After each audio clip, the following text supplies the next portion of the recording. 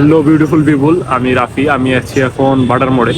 তো এখানে আমার সাথে আছে আশফাক, কাফি। তো আজকের ব্লগ মূলত আমরা কি করতেছি না করতেছি দেখাবো। তো শুরুতে এরা হচ্ছে চুল কাটতে যাবে। তো এরা হচ্ছে বড় লোক মানুষ, এরা হচ্ছে বড় বড় জায়গা ছাড়া চুল টুল কাটে না।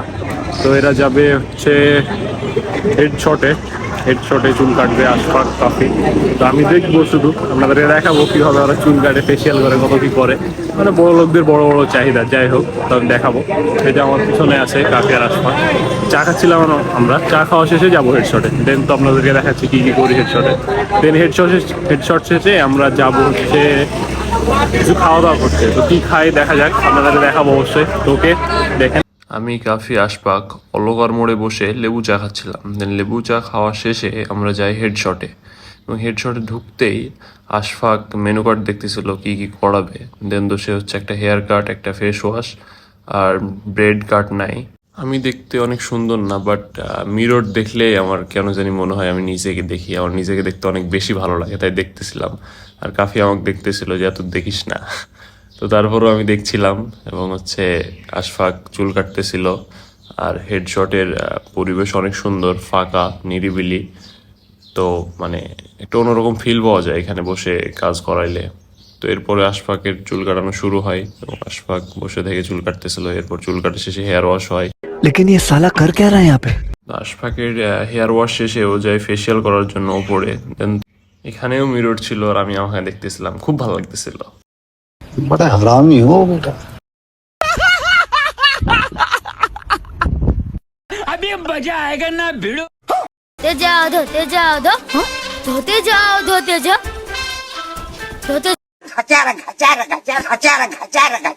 আশফাকের প্রায় সব কাজ শেষ, তারপরও কাফির মেজাজ খারাপ হচ্ছিল যে এতক্ষণ ধরে কি করতেছে বাল।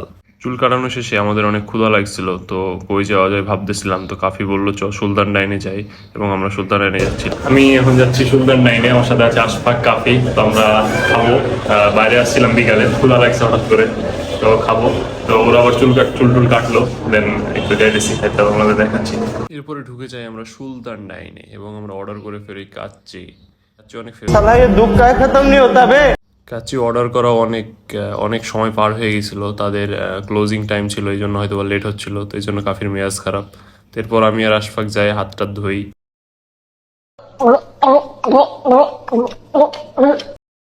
এবার অবশেষে সেই অপেক্ষার প্রহর শেষ হয়, এবং গরম গরম কাচ্চি চলে আসে আমাদের সামনে। কাচ্চি অনেক ফেভারিট আমাদের, এবং গরম গরম ধোঁয়া উঠতেছিল, দেখেই অনেক ভালো লাগতেছিল। এরপর আমরা খাওয়া দাওয়া শুরু করি। আশফাক তো ক্ষুধাতে মানে ও বলতেছে তোরা থাক, ভিডিও কর, যা ইচ্ছা কর। আমি খাওয়া শুরু করলাম, দেন শুরু করছে।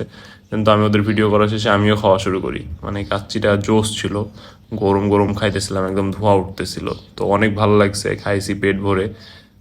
পরিবেশ ভালো ছিল, বাট একটু দিতে অনেক লেট করছে, বাট খাবার অনেক সুন্দর ছিল, অনেক খাইছি, ভালো লাগছে। এরপরে খাওয়া শেষে বিল দিয়ে যায়। আশফাক বিল দেখতে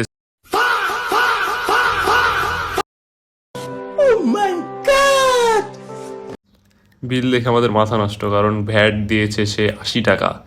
তো তারপরও দিতে হবে। দেন খাওয়া শেষে চলে আসি। তো খাওয়া দাওয়া শেষ, আমি আশফাক, কাফি খাওয়া দাওয়া করে বেরোলাম। ফুল কাচ্ছি, একদম পেট ভরে খাইছি, প্রচুর ছিল।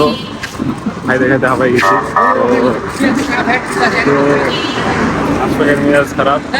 ভ্যাট দিয়েছে 80 টাকা, 1500 টাকার বিলে 80 টাকা ভ্যাট। তো বিষয় না, ভ্যাট দিতেই হবে, এটাই বাংলাদেশ। তো আমরা বড় দেশে থাকি।